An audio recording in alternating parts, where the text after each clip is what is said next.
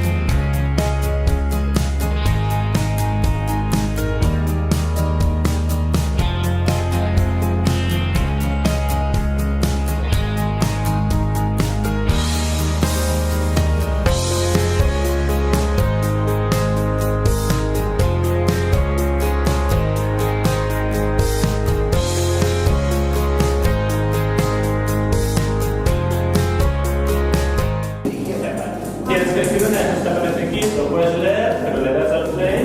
El oso de la montaña de Mañanet. La montaña de Mañanet es muy buena para las pasturas.